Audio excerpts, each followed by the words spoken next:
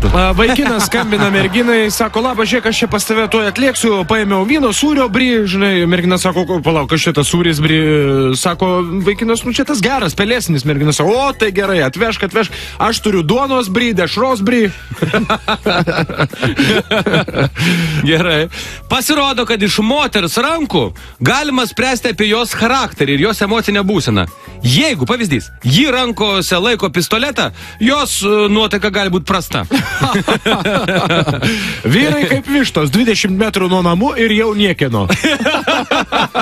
Šitas geras. Šitam reikėtų pritarti. Sako, žinokit, neįtikėtina, vienoje tokioje ekologiniai parduotuviai vaikų radau valgomą plastiliną. Įsivaizduojat, gamina valgomą plastiliną. Nors tuo pat nustebau, nes mano vaikystėje visas plastilinas buvo valgomas. Rytas Paryžiui, ramu, tylu. Tik kiemsargis gatvė šluoja lėtai, taip didingai. Žik. Nu, po to staiga greitai pradėjo. Žik. Atsidaro langas, išlenda susitaršiusi panelė ir pasipiktinus pareiškė. Ponas kiemsargi, jūs visą Paryžių išmušite iš ritmo.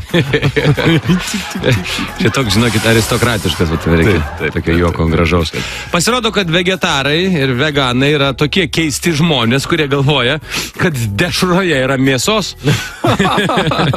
Ar žinote, koks populiariausias posakis tarp Vokietijos filosofų? Nyčia buvo, nyčia ką.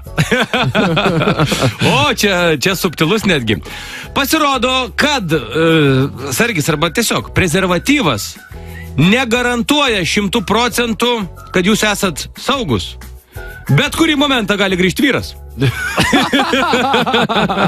Arba žmona. Iš interviu su Budeliu. Sakykite, ar seniai dirbate šį darbą? Nu, apie 10 metų. Ir kaip jums sekasi? Nu, kol kas dar nieks nesiskundė.